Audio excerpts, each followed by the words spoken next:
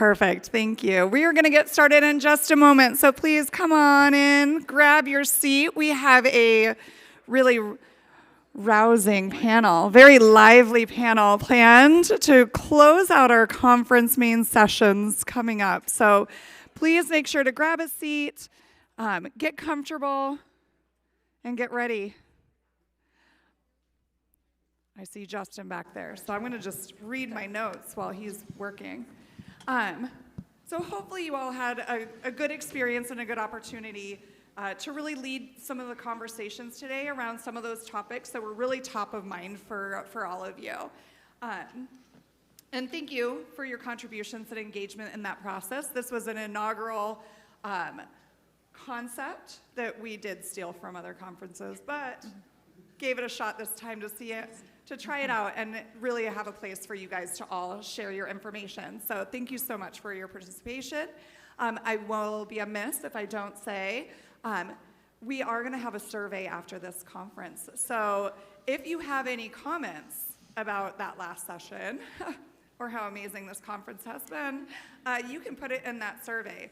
And if you didn't have a great time, you can email a fake email that I'll give you later for that. But up next, yes, because we all appreciate good data in here, so please share it. Up next is the State and National Roundtable. It's going to be focused on bringing evidence and action together with state and national organizations to discuss how data informs policy at scale. So with that, I will welcome Justin Baer to moderate this session.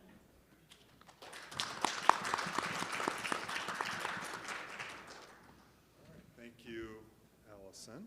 So I realize that it's about 75 to 80 degrees outside. We're all indoors. So the good news is we've got a great panel to talk about kind of where we go next in terms of connecting policy with action. And so the big kind of frame is going to be thinking about what's happening today and then looking to the future.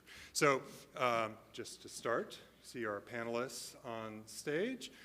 Start at the far end. So we have Jessica Coleridge, Senior Policy Analyst with SHEEO, State Higher Education Executive Officers Association.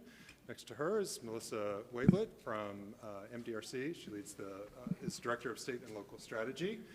Marci McCoy-Roth, Chief Impact and Innovation Officer with APHSA. And Scott Sanders, next to me, President and CEO of the National Association of State Workforce Agencies, NASWA. So thank you, panelists. Acronym soup, right? Yeah. So the kind of the frame that we'll be using today, as I mentioned, is making the connection between bridging data to practice. And I asked the panelists in advance to think about a particular question kind of focused on today. So each one of them is going to talk a little bit about the particular example that they've been thinking about. And so the prompt that I gave them was, what's an example from your work that illustrates an effort to connect data, research, and decision making? So what's an example of work that your agency or that you're overseeing that is focused on connecting data, research, and decision making? And then to talk about what's worked, what hasn't worked, what's proved harder than expected, and what did you learn from the experience. So the goal is not just to have it be a story in which everything worked out perfectly. We want to hear about the bumps along the way, the challenges, and what actions were taken as part of dealing with those challenges.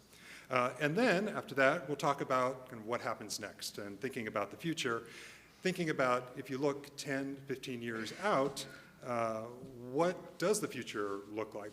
What will be done differently in thinking about connecting data to practice? So that's where we're going. And Scott, turn it over to you.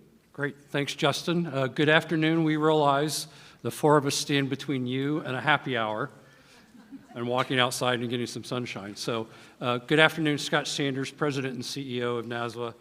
As Justin said, it's great to be at my 6th convening. So NASWA, great.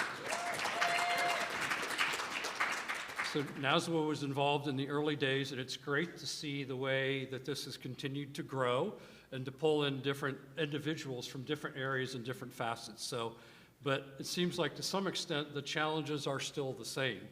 I'm going to probably take a little bit of different tack than what my other panelists are and touch on a couple things. One, I kind of cut my teeth in the data world in Indiana when we were asked to create the Indiana Workforce Intelligence System. And this was all the way, it was 20 years ago, just to give you an idea.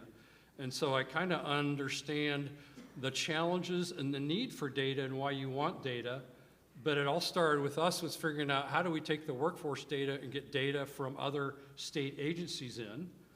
And a fact that most people don't know is Indiana is a great state to get your college education, but they export 70% of the students. So one of the challenges is, well, where'd they go? What happened to them? Are they actually getting earnings in the degree they had? And so to me, it was kind of the first opportunity I had to kind of be challenged about how do we work with states and connect data for people not only within the state, but also outside the state. And the last group, we just had a little chat about, well, if you live in New Jersey or live in Missouri, you got people in Illinois or in Tennessee, they're everywhere. And so to me, I think that was one of the reasons that NASWA really started initially and got started with the Multi-State Data Collaborative. That was really the key for us, and it was great that we kind of started in the Midwest.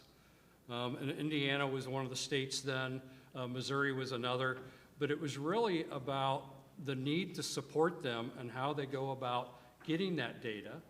And states are big proponents about protecting their own data, right? Because they want to make sure their data is used correctly. So it's a way to do that and then continue to be able to grow and reach out. And then how do you build upon it? And I think that's one of the challenges that I think that we've all seen.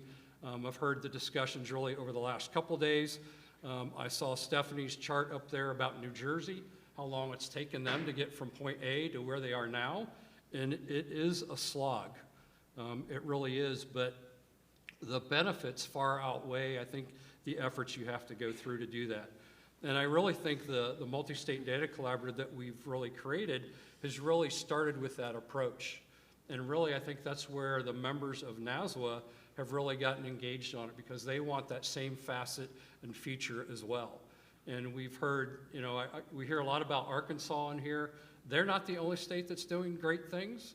There are others, but states are on a different continuum, depending on their own leadership, their own view, similar to AI. We heard a discussion here earlier that they're on different tracks. So I just think that the MSDC, and we've partnered with both SHEEO and APHSA over the past couple years and have done projects with each other. And so I think that kind of builds that relationship, and it really comes back down to being the trusted broker. And during COVID, NASWA was the trusted broker on UI data because we have all 53 states' UI data kind of running through our Integrity Data Hub. And because states have that agreement and that trust with us, that I think is why I think the Multi-State Data Collaborative, along with the work with Coleridge and our other partners, will continue to grow because of that trust. And that's really kind of the first feature you need to get over. So I'll kind of stop there and then come back. So, all right. Thanks, Scott. Marci? Okay, hi everyone. Nice to see you. This is actually my first time to this conference, so I've been wanting to come for many years. I'm really excited to be among so many like-minded data people who are really trying to figure out how to use data for the good, right? Like how can we use it to make lives better? So I work at APHSA, and I have a few different hats there, but one of the hats I have is to manage a national electronic interstate compact exchange. It's called the NEAS, which I'm going to say that instead of the long acronym. The NEAS was something that I came on to APHSA about 13 years ago to build. It was a pilot with 6 states to exchange child welfare information across state lines when a child needed to be placed for foster care or adoption or residential treatment. Prior to this system, this electronic system, that was all happening by mail. And we mapped the process. It's a 39-step process. So it would be like one letter to the main office, a letter to the other state, the state to the central, to the local office, and then back. And it went back and forth until the decisions were made. So it took years sometimes to get a child to be placed. Let's say grandma lives in Indiana, and the child is in Kansas. It could take a year to get that child, even though the grandmother's like, yes, I'll take him. So NASWA was built to try to break apart that problem, get the children moving more quickly, get the information exchanged more securely. So started with 6 states, and now we're in 47, so that's exciting. We've made a lot of progress, and the U.S. Virgin Islands and D.C. So, and we have 5 more to go, which we're working on very hard. So I wanted to talk about that a little bit because it's really been an example of building a system to exchange information that can be used safely, securely, using NEEM standards, making sure we followed FedRAMP and NIST and all those cybersecurity protocols that we had to do. But we're really at a phase now when we have 47 states, that the data are starting to make sense, right? We're starting to be able to have consistent ways that states are processing cases, whereas before they kind of just did it however they wanted and sent it over. And we have a shared view of what's happening in the ICPC process across states. So for the first time, we have a national analytics dashboard that we released last year. And states can look at how their own state is performing against national averages and see if they're above average, if they're taking 120 days, or if they're taking 60 days. And this is really at the point where we're starting to transform and bridge that from the data and what the data says to what the practice can do and how we can start to break down barriers. So the next part of our journey, I guess, is really to go into interoperability. We're interoperable across these state child welfare systems with CWIS and other systems. But the next step is to try to bridge to child abuse and neglect registries. Because although we've reduced the timeline from 90 days to 54 days for doing the paperwork back and forth, that's still 54 days, right? That's still a long time, almost 2 months for a child to wait to go to grandma. One of the things that's getting in the way now is it takes about a month and a half to get the child abuse and neglect registry checks done because it's a paper process. And sometimes you have to figure out who is the person over there. So we have ideas for how that can be incorporated in our NACE system and how there can be interoperability. And I think that's really enough from me right now, but APHSA is doing many other projects on data and how to use those and how to figure out data governance, data sharing agreements. So I'm just excited to be in the room with you all. Great. Thank you. Melissa. Great. Thanks, Justin. So I'm Melissa Wavelet at MDRC, which is a research and evaluation policy nonprofit. I am not a researcher, but I get the privilege of working with researchers who try to understand what works for whom and then translate that into policy and decisions and budget investments and work with many of you in the room to do just that. Before MDRC, I worked in Colorado, and so the example I'm going to share is from my time in Colorado state government with the Department of Human Services. So imagine 5,000 employees, $2 billion budget, does everything from child care to veterans nursing homes, except Medicaid. Don't talk to me about health insurance or Medicaid, Medicare. That's not what was part of the CDHS experience, but almost everything else. And so my role there was to understand how to use administrative data, but also qualitative data, performance data, audit data, yes, lawsuit-related data, budget data, any data that we could get our hands on to understand how to improve performance, improve the operations, get out of a lawsuit from time to time, and maybe even find impacts or outcomes using rigorous evaluation. So the example that I want to share is one that emerged from the TANF program in Colorado at the time, the TANF program, Temporary Assistance for Needy Families. And what we knew about the caseload through basic descriptive analyses of the data that we needed to report to the feds quarterly and annually is that we had a disproportionate amount of our caseload that was long-term unemployed. Many of you are in workforce development or unemployment insurance, so you know what that definition means. Some say it's 27 weeks or more searching for work. We know this is between around 2015 and 2020 is the period I'm talking about. So we also know that many of our TANF recipients had major employment gaps in their resumes. And so whether they were long-term unemployed or presented with long gaps in their resumes, these were often what employers were seeing when they showed up to apply for jobs in person or virtually. We had a hypothesis that the barrier to employment for many of these participants was not that they didn't have the skill or the education, but instead that the employers were biased against long-term unemployed or people with large gaps in their resume. So instead of focusing on what's wrong with the participant, we were focusing on, is there a bias or something wrong with the employer or the conditions through which the employer is making the hiring decision? So as with any good hypothesis, it generates services, a program, something we think that it might test whether or not that was indeed the case. And so that's how a program called Rehire Colorado was created and then implemented and then studied. And so Colorado State University was a partner with the Department of Human Services. And for those of you, being at MDRC, I am indoctrinated in the randomized control trials, so I could not have anticipated that 10 years ago, that I would be in an organization that promotes that and does that very well. But at the time, that was the method that we used. So randomly assigned about 2,500 participants between July of 15 and December of 18, and put them through the Rehire program, those in the treatment group and then those in the control group, and looked at what we got, right? What we got was employment gains and earning gains among the program group, among those that received the Rehire program while they were in the program. So you might say, yeah, no duh, Melissa. They were in a transitional job, they were getting coaching, they were getting assistance with logistics and other support. Why wouldn't their earnings go up, and why wouldn't employment go up? Well, let me say, if you've been around long enough, you know that sometimes that doesn't work. So the fact that it worked, that the program as designed was delivered with fidelity and resulted in increased employment and increased earnings was something to celebrate, so small wins. Now, unfortunately, those effects faded over time. Over what time? Over the time when they transitioned out of those jobs and were supposed to be hired by the employer into unsubsidized employment. So great gains in engaging the participant, engaging the employer. The program paid the wages, so this was something that was subsidized for the employer. The loss of earnings and employment after meant that the conversion to permanent jobs was not happening.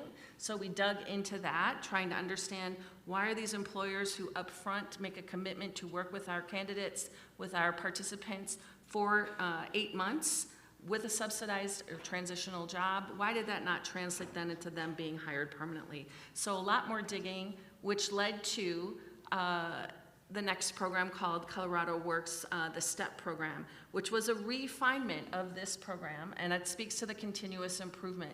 That one went from 2020 to 2022 and took the same theme and made refinements with the employers, and also offered the subsidy, but continued to work with employers. And this notion of hinging on the conversion from the unsubsidized job to the subsidized job, which created the work record that the participant most badly needed.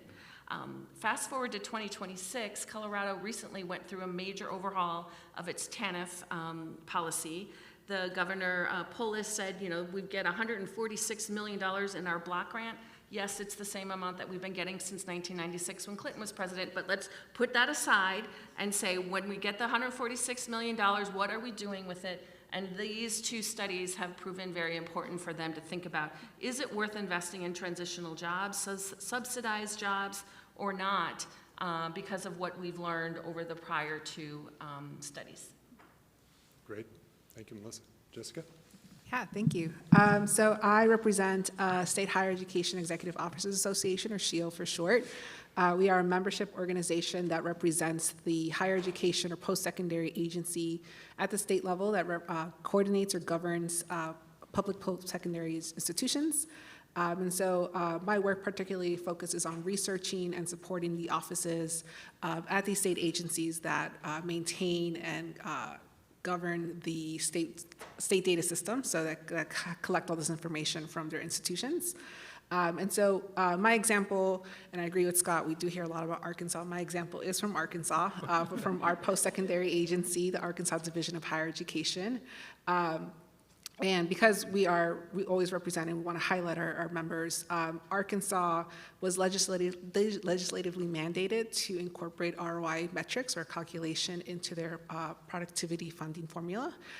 So The reason this works is a legislative mandate. It was always helpful. It creates a priority, creates a focus. Sometimes it comes with funding to do work that it will improve state policy. So they have this legislative mandate to incorporate the ROI metrics for the 2026-2027 academic year. This meant that there was a lot of work to do, a lot of research about which ROI metric or calculation is actually correct. There are many out there. Which states are also doing this work, so researching and learning more from their peers. And then some difficulties that have come up is just how do we make sure that we have reliable, available data that we can create a cohort from to actually measure and incorporate into the formula. So a lot of work and a lot of background, a lot of research to actually get this off the ground.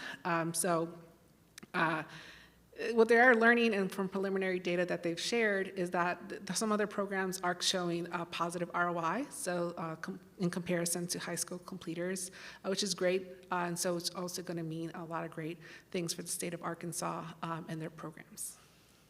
Great, thank you. So we're going to transition to the future shortly, but I did have a couple follow-up questions. Marci, the first is for you. If I heard correctly, from 6 to 47 states, which is tremendous. And was it 5 more jurisdictions? We have 5 left. 5 left, okay. So those are the 5 I'm curious about. So is there anything in common when you reflect or think about them in terms of, I don't know, the challenges or what may need to happen in order to get them on board? Yeah, I would say a couple of them are smaller states, and so for them, there's an annual licensing fee to participate in these, and so I think they just wanted to wait till the very last time before they had to come on board to sign up, because they didn't feel like they were able to pay that licensing fee yet. So that's a couple of things. In one of the states, Washington, actually, they've been challenged because there are so many other tech projects and tech work going on in Washington that it's hard to get tech resources at the state level to do this particular project, so there were some delays there. And then the other kind of common theme, I would say, would be in the middle of our project, the Children's Bureau at APHSA launched the CWIS kind of directions to the states to build these central child welfare information systems.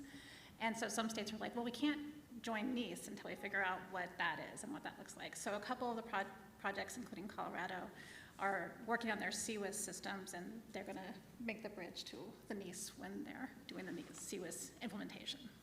Great, thank you. And Melissa, I had a follow-up for you on the Colorado example that you gave. I'm wondering if you have any thoughts or reflections about what it would take to scale to other states. So is there something based on what you observed in Colorado, what would the ingredients potentially for scaling look like? Right, well, I think broadly the subsidized employment or transitional jobs, the sort of national demonstrations that have been done, funding is often the reason why wages are hard to subsidize, even if it's partially or entirely, you need to find the funding source to pay the employer, to pay the wage on behalf of the employer to the employee, right, to your participant. So that is often a barrier to scaling, which is why making the case in your labor market for your TANF participants in this case is the first step to prove that the return on investment, to use a phrase that Jessica just mentioned, is really important so that others can buy into why the cost, this upfront cost in a 30-month or 30-day or 60-day, whatever the length of time is for that transitional job, matters. Having been a program administrator, I do not underestimate the challenges with implementing anything. And so operating at scale inherently means more people doing more things for more people in more places more of the time. And that just is a multiplier effect, which sounds lovely when we could serve more people, but doing it operationally day to day is immensely challenging and I think often underestimated. So if you can get the money to fund it, then the challenge often is the staff training, the deployment of the people to engage the people to do the service well enough as designed, as intended, so that if you had early impacts or promising impacts, that you can replicate them. Very challenging. Great, thank you. Can I add a couple things that I thought of while you're talking about? Because the other things, as we were onboarding states, there were two or three big areas that were really big challenges for us. We have a central MOU data sharing agreement that we hold as a central organization, and then we have that with each of the states, so that they don't have to have data sharing agreements with each other. So we're kind of like the common thread. That had to go through all of the IT and attorneys and privacy and data folks to make sure that it was okay. So we kind of modified that as we went, because each state was a little different. And so by the end, we had one that seems to work for everybody. But the other piece of it was the privacy and the ownership of the data, and states not wanting to put their data out someplace else. And so they didn't want their data to be out in the cloud because they own the data. So we have a multi-tenant system where some states have all the data in their SHEEO systems, and they just send it out back and forth when they need to work on a single case. Some states use the data in a case management system, which is out in the cloud. Those are the early states, did it that way. And then we also made a copy of that case management system that states could store within their own server so that they could retain ownership of their own data during that. So anyway, those were some of the challenges that we had to come up with. Yeah, it sounds like being flexible and being able to adapt to some of those particular state needs. Okay, let's transition and talk about tomorrow. By tomorrow, I mean, let's think 5 to 10 years out. And so the particular question is, based on what you're seeing now in your respective fields, what will leading states or organizations be doing differently 5 to 10 years from now? So I really want to push on what will look different 5 to 10 years from now. So that could mean capabilities, maybe it's partnership, maybe it's governance. So what will look different? And then where do you anticipate that challenges will still persist? Get us started, Scott? Sure.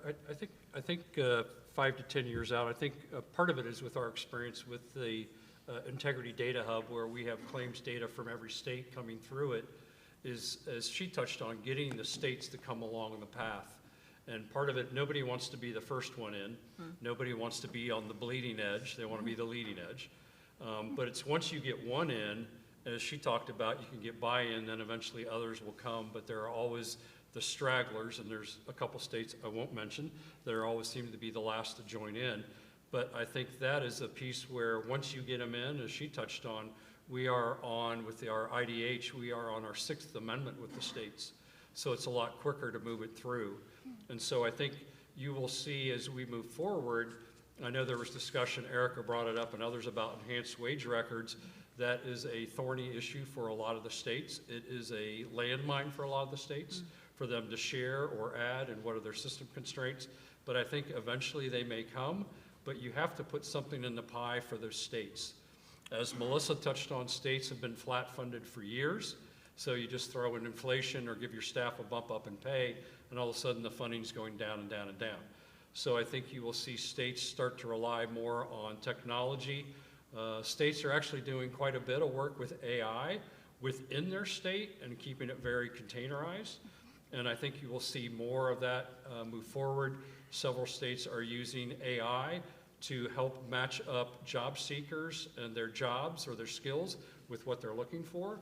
So they're starting to work more and more on that piece. I think there will be a shift more towards skill-based. And so how do you take even job descriptions, job listings, put skills attached to it and roll that out and then start to match that up? But I think those are really the pieces that states will get to. It's just how long will it take to go across the country is probably the bigger question. So. Great, thank you. Marci? Yeah, I struggled with this question a little bit because, you know, the future is infinite. But I think one of my hopes is that there will be more seamless data sharing across the silos of the ways that we serve our children and families in the communities, so that if we have a child in child welfare who could stay at home but their family just needs some help, how do we get those families the information? How do we get those families the things that they need so that we can keep the children there? And same with like the legal system and education, like basically that we'd have a future where the data could flow a little bit more freely to be able to make the decisions that would help our children and families really thrive and flourish, I think someone mentioned earlier. Specifically for the ICPC and for the work of this interstate compact for children, again, I think we want to try to keep bringing the timelines down for how long children are waiting to to be placed across those state lines. And so connecting to child abuse and neglect registries will help us be able to make decisions more quickly. And then I also would love for us to connect with Medicaid so that if a child is transferred across state lines and they were eligible for Medicaid in one state, then that information can flow with them so that it's an easier process to get the services they need in the new state.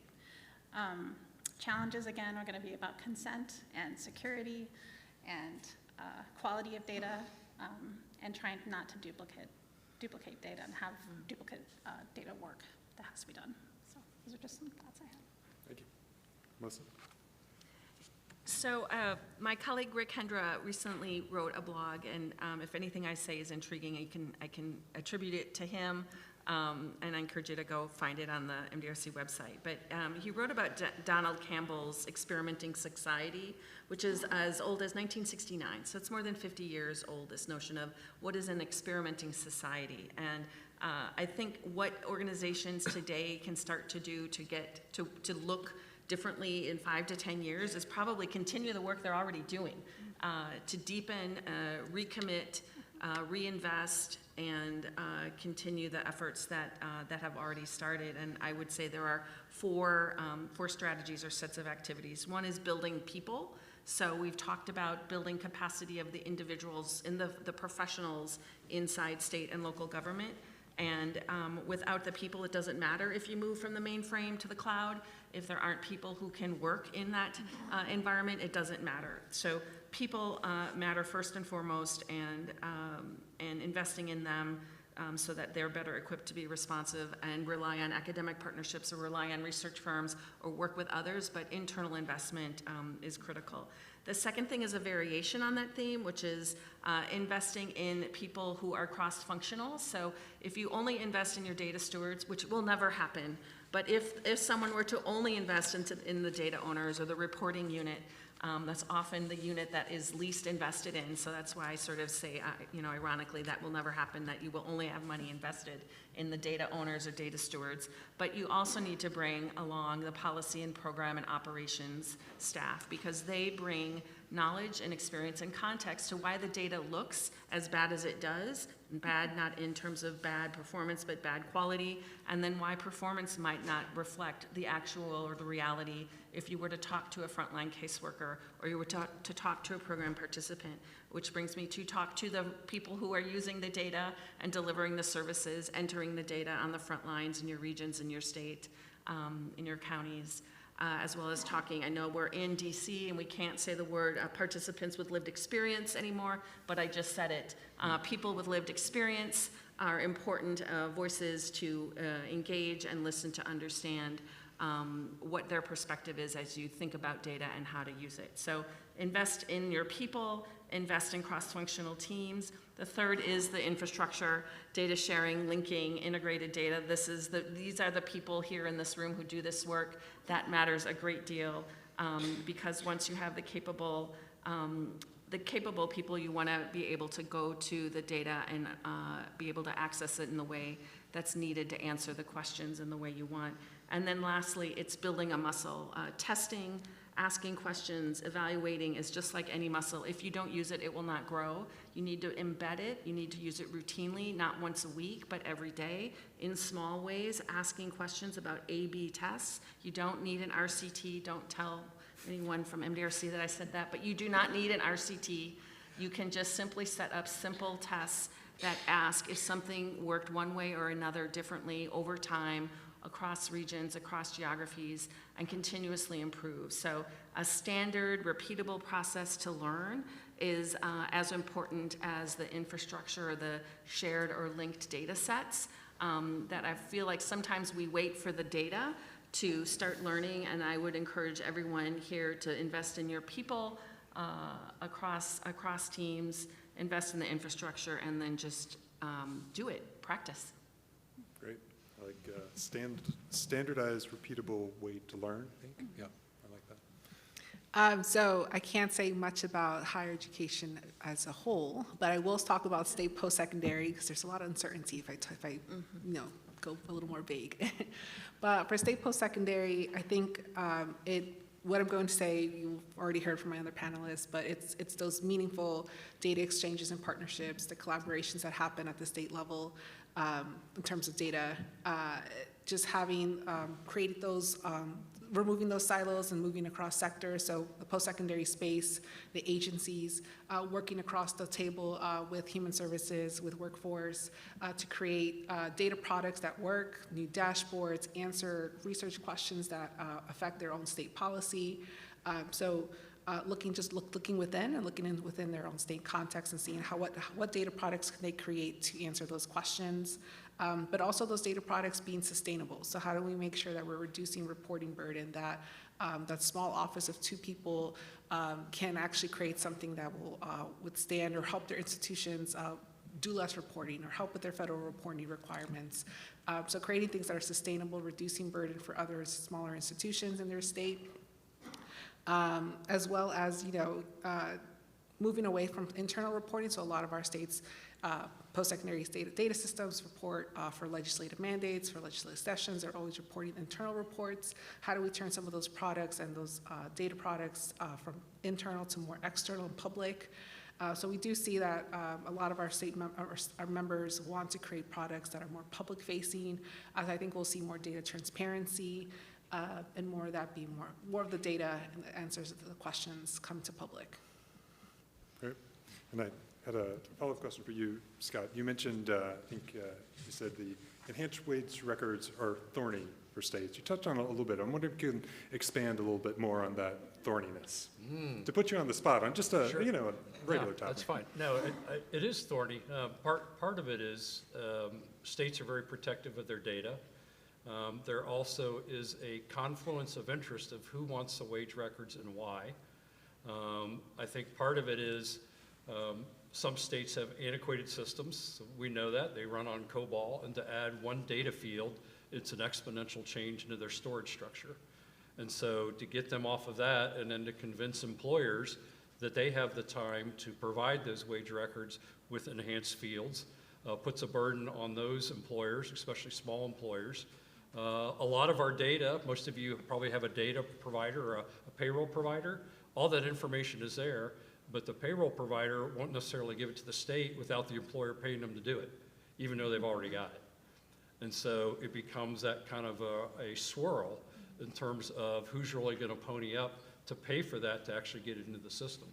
And I think that is really one of the big challenges that we have. But to me, enhanced wage records are the golden goose. Everybody knows if you can get those wage records, you kind of are king of the hill in terms of looking at workforce Pell, looking at job requirements or work requirements on SNAP and TANF, looking at WIOA programs. You name the program, it gives you the ability to really monitor and measure and see what those outcomes are. And I know as the administrations change from blue to red, red is always more, what's the ROI? And that's really what they're looking for. And so I think to me, the wage records would be great, but getting to that point, I think will be the challenge to get all of them in.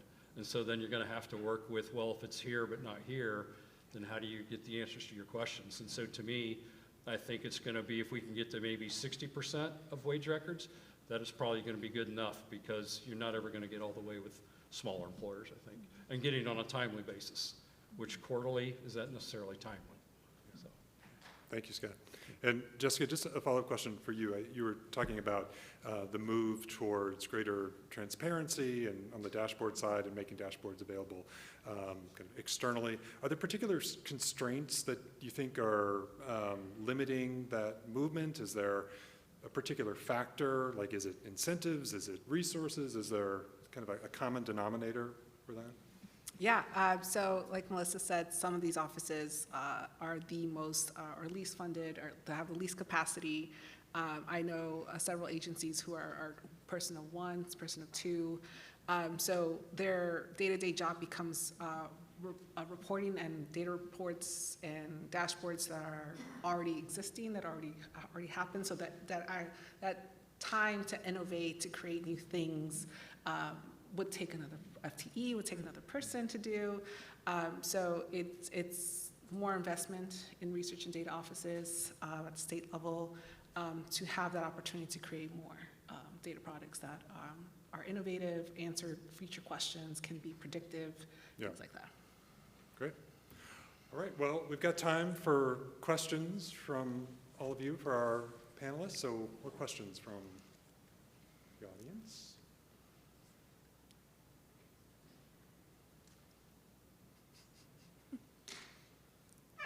There we go. Bless you. Okay. Yes, bless you. Okay, we do have good.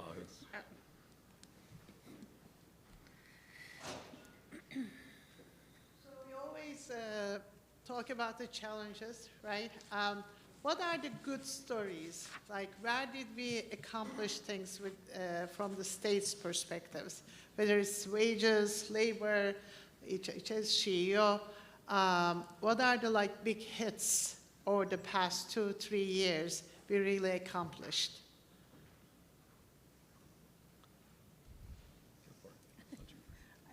I'll jump in. I think something that I work in is, again, studying state data systems. And so something that in the last 2 to 3 years has really come to light is that even states without a proper SLDS or P20W data system are finding ways around that, and so aren't waiting to develop a proper system, but are finding ways to link to workforce, to find ways to connect to corrections, find ways to connect to pre-K data, and answer questions that are important to their state context. So I think understanding that sometimes it takes time to develop SLDSs and P20W systems, but finding ways around that, and how do we create a meaningful a DSA or MOU that can help us answer those questions now versus waiting who knows how long to actually get something off the ground that's more robust.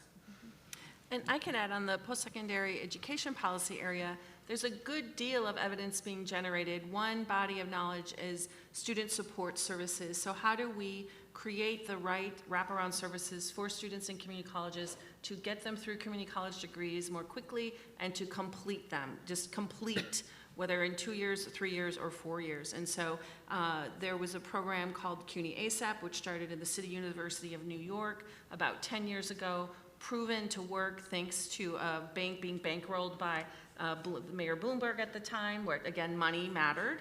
While the mayor, city government invested in that, so the City University had the money to generate a very intensive, very expensive program. We then took it on, we evaluated it, took it on the road to Ohio. Ohio community colleges adapted it, cheaper, didn't need subway passes, but still needed gas cards, found it to work. We just released the 5-year impacts on that.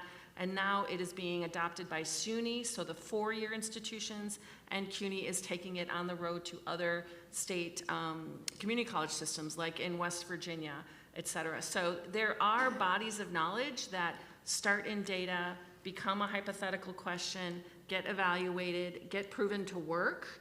They are in the minority, but they do exist. And they are energizing for those of you that are inspired by something, learning something, using data, and then watching it spread across or disseminate across the country. The CUNY ASAP story is one of the best ones. Another one is multiple measures, which is so wonky and so boring, but so fascinating, which is how do you get credit from high school going into college for having not taken AP courses in your public high school? How do you get placed appropriately in your college or your community college course? So are you in a remedial non-credit course? Are you in a college level credit course? Do you need developmental or remedial? And multiple measures is now spreading across Texas and Ohio and Maryland, and that's an approach to try to get students placed appropriately based on not their grades. Revolutionary. It's multiple measures. It's not just their GPA. So look for the evidence. I think that's where you can find the good story, particularly in the higher ed space, and in child care, Head Start. There's all sorts of other domains. I would maybe just add on, I think, from the child welfare perspective, and this system that's been implemented, we've kind of moved from the, I don't know if we're going to join that, that's dangerous, we're not going to do that, to the point where, like, of course you're going to use this system. And then that's also meant that now, of course, you're going to look at your data. And I think for me, what's really exciting about that is it's not like the data is sitting off somewhere else and the data research team is analyzing it, but the caseworkers have access and own their own data, right? They can see the timelines for their cases, and they can see if they have things that are overdue, and they can kind of be an agent in using the data to try to drive their own practice and improvements. So I think that's kind of been very exciting to see that. We're just in the fledgling stage, but we're starting to get there. Yeah, I think to me, I look at the perspective over the last 5 years for really all of us in the room, especially Coleridge and the Multi-State Data Collaborative, where we started small. You got to think about it that we started small. We actually met states and partners where they need to be.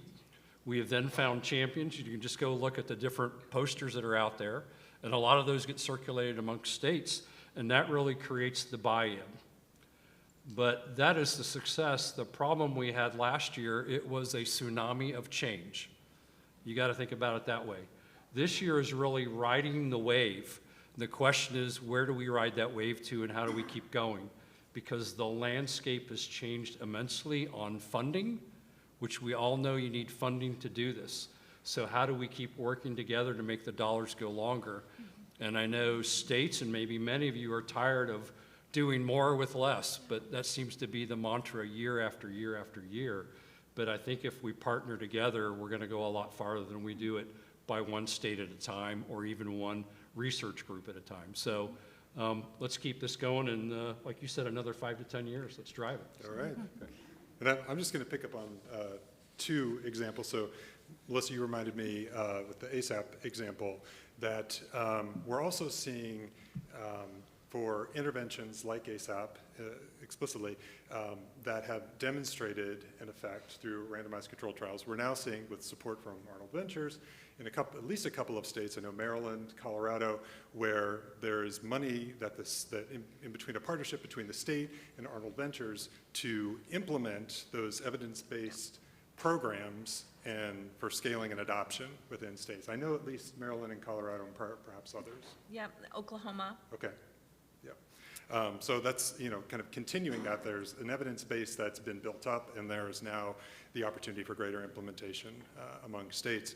And Marci, you got me thinking about, in terms of building up an evidence base, and I don't know how this is received among states, but I'm thinking about the Prevention Services Clearinghouse, and which really built up for states who are implementing family reunification and foster programs, right? What is the evidence base around what works? And using that, so that was a federal effort, but to get, I think for states, in order to receive funds, they had to adopt one of the practices that have been identified as evidence-based. So again, I think that goes back to, I view that as a success story in putting evidence back to work for the field. Cynthia. Yeah. So you all work with and support states in some way, shape, or form. What's one piece of advice you would provide states as they're looking to move from evidence to action in this current climate? And from each of your perspectives, just kind of what's a little takeaway, maybe a little seed of hope? You all gave great examples of some projects, so learning from those projects, but what's something you would like to leave states with, a little inspiration? I can start. I would say I think sometimes our mouths are bigger than our stomachs. I think we're aspirational. We're too ambitious. We want to boil the ocean. As I get older and grayer, I think focus and narrowing is often a superpower.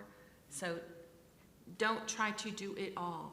Find the few things that you can do well and persist, apply persistent pressure gently, because we know it takes a long time, and if you apply gentle pressure relentlessly applied across too many fronts, too many topics, too many tests, too many policy opportunities, means it's diffuse and no one has enough time or resources. And so if the enhanced UI wage is your shtick, go deep on the enhanced UI wage. If it's not, pick what matters as a state. Align with your governor, align with your secretary, align with the people who are going to need the political will to push the idea forward. And I would say, go narrow and deep rather than broad and dispersed, just because the environment we're operating in is incredibly volatile. and it just minimizes risk, I feel like, if you narrow focus and make hard choices to select what you're gonna, I mean, this is not easy to do. I'm not saying it's easy to do. That would be my advice. Choose something wisely and then go hard. Yeah, I think you got to meet people where they're at, build that trust, put it in writing, because you don't know who's coming behind you or that partner you're with. And if it's not in writing, then all of a sudden the agreement you had is no longer there. So I think that's key. I'm debating on how to say this, but I think this has been a really challenging time for many, many, many, many people in terms of how the systems that we've had are really being kind of broken apart, and we're taking a new look at them. And so for me, I think be hopeful, and also kind of, it's a little bit opposite in a way, but it's like be innovative, right? Like this is our chance to maybe reconfigure something to make it work better. So like if we're going down to the bare bones, then all right, well, maybe it wasn't working as well as we wanted it to the first time. So what can we do differently now? Let's wipe it clean a little bit and start and innovate. And I think for me, the hope is that there's lots of people looking to innovate out there, and community foundations and other philanthropies that want to find pockets of innovation in states and counties and places, and to bring that research into it so you can see, like, this works here, how do we take that to scale? So I think keep dreaming and look for those places where you can innovate and get some support to prove that what your idea is going to work. For us, we usually tell our members, our state post-secondary agencies, don't try to recreate something that the state has already created or has already had a template for. Learn from them, learn from their successes, from their failures. This is not a chance. This is a chance to lean on peers and learn from others. So always, instead of trying to recreate something and creating more burden, just learning from others. Any other, Nick? All right, great discussion, everyone. So Nick Hart, I lead the Data Foundation. And Marci, I want to pick up on your thread about being hopeful, because my observation is over the last 25 years, we've made an incredible amount of progress, notwithstanding rapid change over the last, let's roughly call it, year and 1 quarter, or rapid change, rather. My question is actually kind of directed at Marci, and then I'd be curious for others to pick up on it. But you mentioned the child abuse registries being on paper. So while a lot of progress has been made over the last 25 years, we still have an incredible number of systems that are paper-based. I'd be curious to hear, and maybe this is my limits on 4A and child welfare, about like what is it that makes it so that system hasn't yet converted, and is there something that we can do to maybe nudge it along in the spirit of showing just how innovative this sector and this field really can be in the coming couple of years? And then for Scott and others, like, are there things that you see that are really those low-hanging fruit, but not, I mean, let's not lose sight of the pie in the sky, really important things that we want to aspire to, but are there other things that are really simple fixes that we can also be working on at the same time? Yeah, thank you. I love that question. So I think for the child abuse and neglect registries, it's each of the states controls the way that they manage that process, is my understanding of it anyway. So, and they have their own definitions of what is child abuse and neglect. And so in order to be able to assess across state lines, you have to understand that state's rules about what constitutes child abuse and neglect or what does not. I think one of the barriers to being able to have it be an electronic system is concerns about privacy and data sharing and who's going to control that data and where it's going to live. I think we have some ideas for how to be exchanging this information in a way where the data is not stored in a central place. I think because that is a risk. Anytime you have a central place of any kind of data, we know those cyber hackers out there are going to find a way to get to it. So there are solutions to get around some of those concerns that I think that are more traditional based in terms of technology. It's really not a technology challenge right now. It's really just building that will and starting with a pilot and showing how it works, and then taking it, to the next level. And that's, I think, one of the ways I would do it with this particular topic. But I don't know if you guys want to add anything. Yeah, I think there's just basic automation that still a lot of groups still struggle with. I was at a workforce Pell data summit last fall in San Francisco, and I was shocked at the number of community colleges that are doing their matching and results in spreadsheets. And I was just thinking, how in the world? I mean, I was around when Lotus 123 first came out, so, but how much we've grown, and I think part of it is having resources and providing that to groups to use to be able to match up data. And that to me is, and I know nobody knows about the Integrity Data Hub that we built, takes in all the claims data, pulls it together, matches it up, and sends it back out, but the states don't know. They know, oh, you got to look at this because of X, Y, Z, potentially for fraud. They don't know where it came from, but it came from other states. And I think that is providing that resource where it's not necessarily something they have to pay an arm and a leg to get to, really helps out and provides that return. And I think that's something that if we can leverage that and build that out, I think we can go a lot farther with the data that's out there. So. And that's why we started the Multi-State Data Collaborative. There you go. Good plug for you. That's a good segment. Go ahead. Oh, let's just quickly jump in terms of our post-secondary space. A lot of our state agencies are also looking to unify their ERP system. So sometimes at the state level, all the institutions, public institutions are different data systems, and so unifying them under one system, which is hard to do because some institutions don't want to change the way they do and collect data, is a simple way to just modernize that. But also moving to a cloud system. So some agencies are also thinking about moving their data at the state level to a cloud solution. So. All right. Any last questions for our panel? All right. Well, thank you, panel. It was terrific.